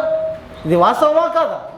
అది అట్లా ఈ ప్రైవేటీకరణ, వాడు ఏం చేస్తున్నాడు, రెడీమేడ్ వస్తువులు తీసుకొస్తున్నాడు. తీసుకురావడం వల్ల చేనేత వస్తువులు అనుకుంటున్నాడా? లేదు. ఇప్పుడిప్పుడు మళ్ళీ రెడీమేడ్ కాదరా అని చెప్పి మంచి కాటన్ దుస్తులు కావాలని ఇప్పుడిప్పుడే మన యొక్క చేనేత వస్త్రాల మీద మోజు అనేది పెరుగుతుంది ప్రజలకు. కాబట్టి అది ఇంకో కొంతకాలం, ఇంకో 5 సంవత్సరాలు 10 సంవత్సరాల వరకు కంప్లీట్గా రెడీమేడ్ దుస్తులు అన్నీ కూడా పోతాయి. ఓల్డ్ ఈజ్ గోల్డ్ అన్నట్టుగా ఆ వస్త్రాలు తీసుకుంటావు, టైలర్ షాప్లో కుట్టిస్తావు. ఆ వస్త్రాలతోని టైలర్ షాపులు బతుకుతారు, ఆ బటన్స్ వేసేటువంటి రోజువారి కూలీలు బ్రతుకుతారు. తద్వారా ఎంతోమందికి ఉపాధి ఉన్నది. రెడీమేడ్ డ్రెస్సుల వల్ల ఎవరికి ఉపాధి ఉన్నది? ఎవరికి ఉపాధి లేదు. అట్లా మరి ఆ వస్తువుల మీద గ్యారెంటీ ఉంటుందంటే ఉండదు. అట్లా ఒక్కొక్క కులానికి సంబంధించి వాళ్ళు తీసుకున్నటువంటి వృత్తుల మీద ఏ విధంగా ప్రభావం పడింది అనేది ఈ టాపిక్లో నేర్చుకుంటాం. నెక్స్ట్ లాస్ట్ టాపిక్ ఇందులో తెలంగాణ అస్తిత్వం కోసం తపన.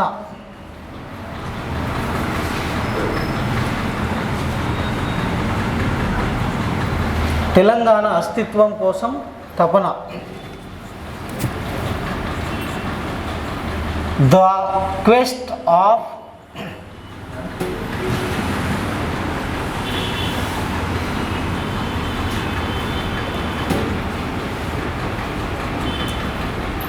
The quest of existence Telangana, existence in Telangana, the quest of existence in Telangana, Telangana అస్తిత్వం కోసం తపన. ఇవన్నీ ఏంది?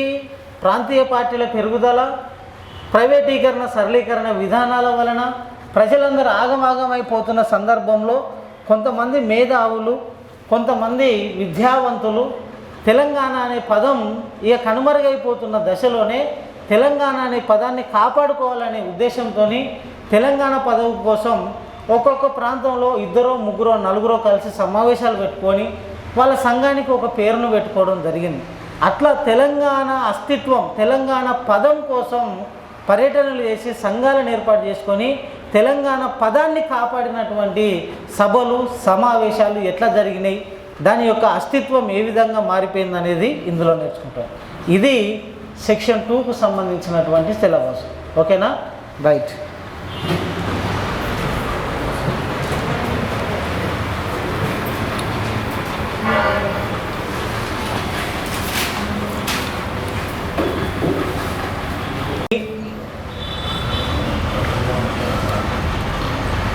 తెలంగాణ రాష్ట్ర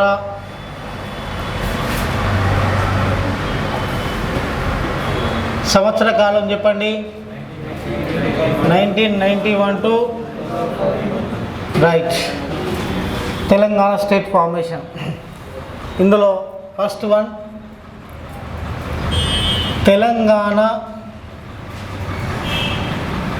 అస్తిత్వం కోసం జరిగిన సభలు మరియు సమావేశాలు. సభలు మరియు సమావేశాలు. అండ్ కాన్ఫరెన్సెస్ హౌజెస్ అంటే సభలు. హౌస్ అంటారు, సభను హౌస్ అంటారు. అర్థమైందా? హౌస్ అంటే ఇల్లు కాదు, ఆ పదాలు వేరే ఉంటాయి, ఇవి వేరే ఉంటాయి. Houses and conferences held for the Telangana existence. Houses and conferences held for the Telangana existence. రెండవది 2001లో తెలంగాణ రాష్ట్ర సమితి ఏర్పాటు మరియు కార్యాచరణ, టిఆర్ఎస్ అంటారు దీన్నే, ఓకేనా? రాష్ట్ర సమితి ఏర్పాటు మరియు కార్యాచరణ 2001లో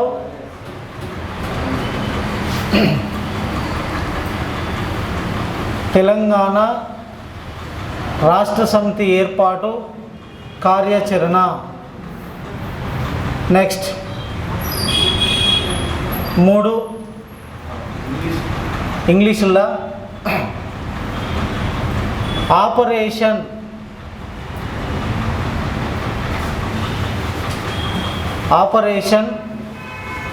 ఇన్ తెలంగాణ రాష్ట్ర సమితి. ఆపరేషన్ ఇన్ తెలంగాణ రాష్ట్ర సమితి. ఆపరేషన్ ఇన్ తెలంగాణ రాష్ట్ర సమితి. నెక్స్ట్ 2009లో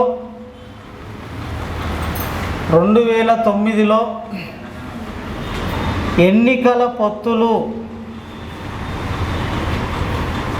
2009లో ఎన్నికల పొత్తులు మరియు మేనిఫెస్టోలో తెలంగాణ. మేనిఫెస్టోలో తెలంగాణ. మేనిఫెస్టోలో Telangana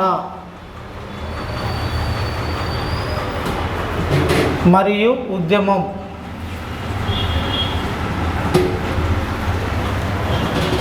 Telangana in alliances. Telangana in alliances and manifesto of 2009. Manifesto in 2009 elections and movement.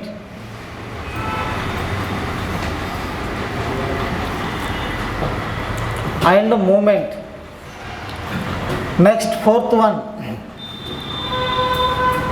parliamentary prakriya.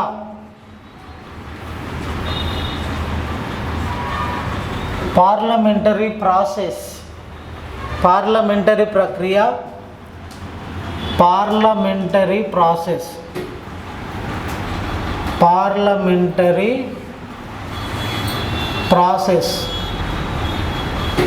Parliamentary process. Next Andhra Pradesh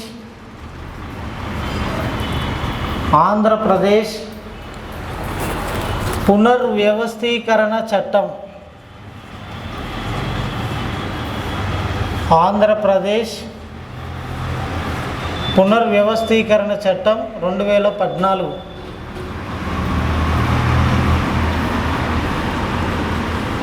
the Andhra Pradesh state reorganisation act. Organization Act in 2014.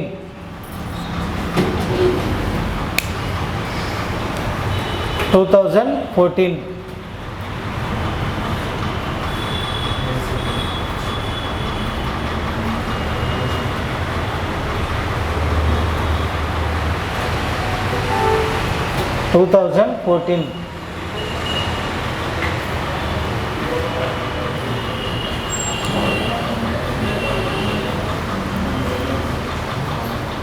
రైట్, ఇది తెలంగాణ రాష్ట్ర ఆవిర్భావం 3rd సెక్షన్.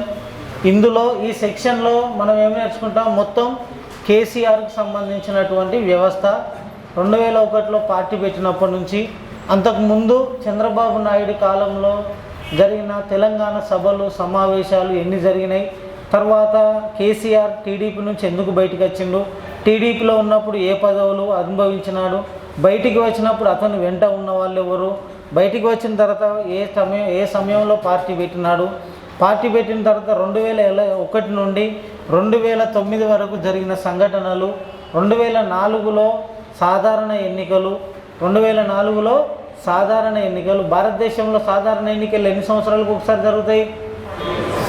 5 సంవత్సరాలకు ఒకసారి ఎన్నికలు జరుగుతాయి, అంతేనా కదా? 2004లో ఎన్నికలు జరిగినాయి, 2001లోనే పార్టీ పెట్టినాడు. 2001లో పార్టీ పెట్టిన కేసీఆర్ 2004 ఎన్నికలు వచ్చేసరికి ఎట్లా పొత్తులు కలిపినాడు, 2004 తర్వాత ఆ పొత్తును ఏ విధంగా తెంచుకున్నాడు, 2004 తర్వాత మళ్ళీ 2009లో ఎన్నికలు వచ్చినాయి, 2004 నుంచి 2009 మధ్య కేసీఆర్ సార్ చేసిన పనులు ఏమిటి, అసలు ఎన్నిసార్లు ఎలక్షన్లకు బయలుదేరినాడు, మళ్ళీ 2009 ఎలక్షన్స్ వచ్చినప్పుడు ఎవరితోని పొత్తులు కలిసినాడు, ఆ పొత్తులో భాగంగా ఏమైపోయింది పరిస్థితి, తర్వాత అసలు ఉద్యమం ఎందుకు వచ్చింది, ఆ ఉద్యమానికి కేసీఆర్ నాయకత్వం ఎందుకు వహించినాడు, ఆ ఉద్యమం ఏ విధంగా తీవ్రతరంగా మారిపోయింది, ఆ ఉద్యమాన్ని కేసీఆర్ ఆమరణ నిరాహార దీక్ష వదులుకున్న తర్వాత, విడిచిపెట్టిన తర్వాత ఉద్యమాన్ని భుజాన వేసుకున్నటువంటి నాయకులు ఎవరు, అసలు దాని కార్యాచరణ ఏంది, 2010 నుంచి 2013 వరకు జరిగిన సంఘటనలు ఏంటి, ఆ సంఘటనలను చూసి కేంద్ర ప్రభుత్వం పార్లమెంటరీ ప్రక్రియను ఏ విధంగా ప్రవేశపెట్టింది, పార్లమెంటు దగ్గర తయారైనటువంటి బిల్లును మన ఆంధ్రప్రదేశ్ అసెంబ్లీకి పంపితే పరిస్థితి ఏమైపోయింది, ఇక్కడ ఉన్న రాయలసీమ నాయకులు, ఆంధ్ర నాయకులు ఆ బిల్లును ఏం చేసినారు, ఇక్కడ బిల్లును ద బిల్ ఈజ్ పాస్డ్ అని పంపే బిల్లును ఈ బిల్లు ఆమోదం పొందలేదు, రిజెక్ట్ అని బిల్లును పంపిస్తే అక్కడ ఉన్నటువంటి కేంద్ర ప్రభుత్వం ఏం చేసింది, ఆ కేంద్ర ప్రభుత్వం ఖచ్చితంగా తెలంగాణ ఇయ్యాలనేటువంటి ఒక సంకల్పంతో ఏం చేసింది, పార్లమెంటు లోక్సభలోకి ఏ ఒక్క మీడియాను కూడా రానియకుండా నాయకులందరినీ పార్లమెంటు హాలులోనే ఉంచి, లోక్సభ హాలులో ఉంచి, మీడియా, ఎలక్ట్రానిక్ మీడియా, ప్రింట్ మీడియాలను ఎవరిని రానియకుండా పార్లమెంటు తలుపులన్నీ మూసివేసి, అప్పుడు మీరా కుమారిగా ఉన్నటువంటి speaker, Lok Sabha speaker the bill is passed అని మూజువాణి ఓటుతో ఎవడు ఒప్పుకున్నా ఒప్పుకోకపోయినా ది తెలంగాణ బిల్లు, ఆంధ్రప్రదేశ్ పునర్వ్యవస్థీకరణ చట్టం, the Andhra Pradesh state reorganisation act 2014 bill అనేది పాస్ చేస్తున్నాం, తెలంగాణ రాష్ట్రాన్ని ఏర్పాటు చేస్తామని ఆంధ్ర నాయకులందరూ అల్లరి చేసినప్పటికీ కూడా ఆ పార్లమెంటు తలుపులు మూసేసి ఆ గదిలోనే మీరా కుమారి గారు బిల్లు మీద ద బిల్ ఈజ్ పాస్డ్ అని స్టాంప్ వేస్తే 2014 2వ తారీఖున మనకు జూన్ 2వ తారీఖున మనకు తెలంగాణ రాష్ట్రం రావడం జరిగింది. మరి ఆ బిల్లుకు పార్లమెంటులో జరిగిన సంఘటనలు ఏంటి, రాజ్యసభలో జరిగిన సంఘటనలు ఏంటి, ఇవన్నీ కూడా పార్లమెంటరీ ప్రక్రియ అంటారు. తర్వాత ఆంధ్రప్రదేశ్ పునర్వ్యవస్థీకరణ చట్టం, తెలంగాణ రాష్ట్రం ఆవిర్భవించిన తర్వాత ఇరు ప్రాంతాల ప్రజలకు కూడా సమన్యాయం జరగాలనే ఉద్దేశంతో కేంద్ర ప్రభుత్వం ఒక నివేదికను తయారు చేయడం జరిగింది. ఆ నివేదికలో ఉన్న అటువంటి అంశాలు ఏంటి అనేది ఈ చాప్టర్లో నేర్చుకుంటాం.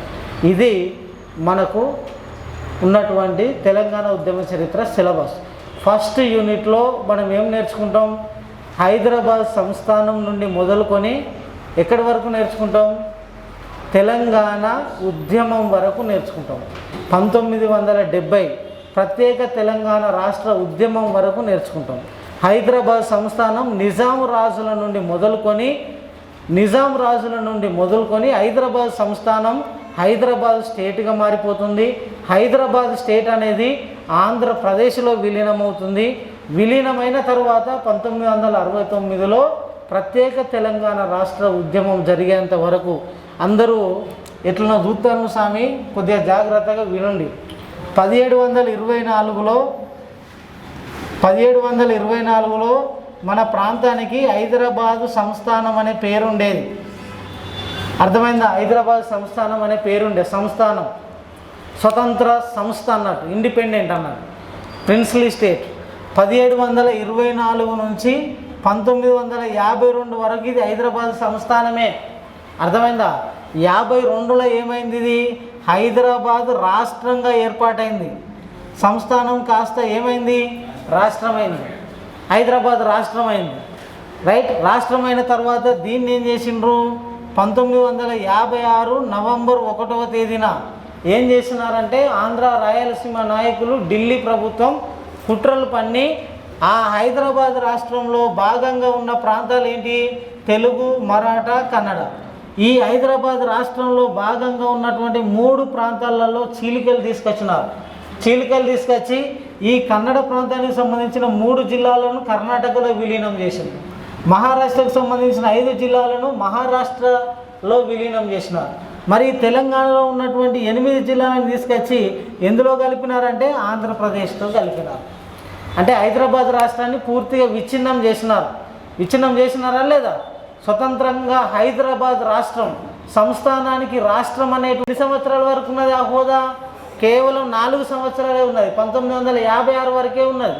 తర్వాత ఏమైపోయింది? హైదరాబాద్ అనే పేరు కనుమరుగైపోయింది. అప్పుడు ఏం పేరు వచ్చింది? తెలంగాణ అనే పేరు వచ్చింది. అంతేనా కదా? తెలంగాణను తీసుకెళ్ళి ఎందులో కలిపినారు? ఆంధ్రాలో కలిపి. ఆంధ్ర తెలంగాణ 2 ప్రాంతాలను కలిపి ఏం పేరు పెట్టినారు? ఆంధ్రప్రదేశ్ అని పేరు పెట్టినారు. కాబట్టి అప్పుడు హైదరాబాద్ అనే పేరున్నదా? ఆంధ్రప్రదేశ్ రాష్ట్రం అనే పేరున్నది. దానికి రాజధాని ఏంటిది? హైదరాబాద్. ఆంధ్రప్రదేశ్ రాష్ట్రంలో ఒక ప్రాంతమే హైదరాబాద్గా మారిపోయింది. అంటే 56 వరకు హైదరాబాదులో తెలంగాణ ఉండేది. కానీ 56 నవంబర్ 1వ తేదీన ఏమైపోయింది? తెలంగాణలో ఒక భాగమే హైదరాబాద్గా మారిపోయింది.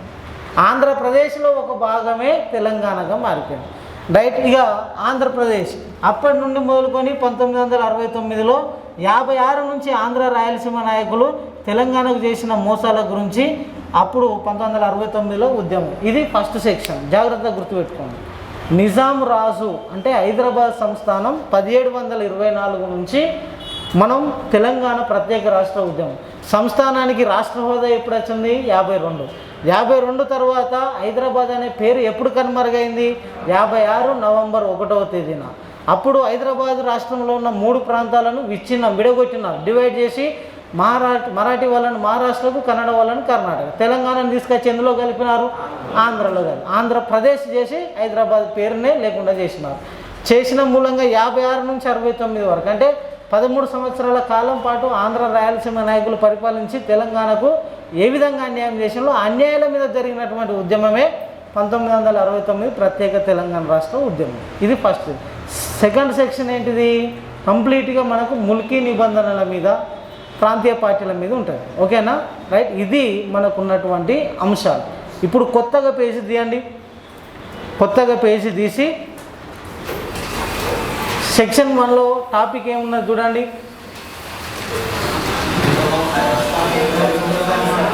రైట్. ఓకే, హెడ్డింగ్ పెట్టండి. The princely state of Hyderabad.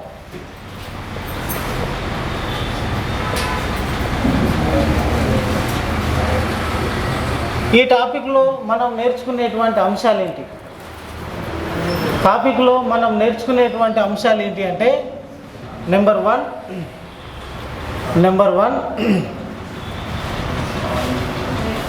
Hyderabad, introduction of Hyderabad పరిచయం. రెండవది హైదరాబాద్ సంస్థాన భౌగోళిక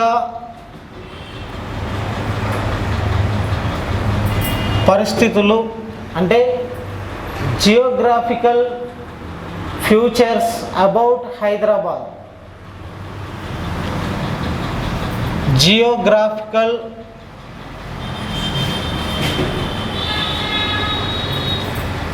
futures about Hyderabad. Right. Geographical futures about Hyderabad. Next third one Hyderabad సంస్థాన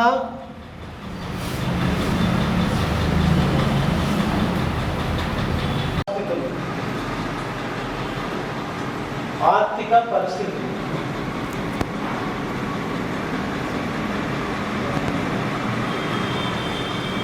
economical futures of Hyderabad.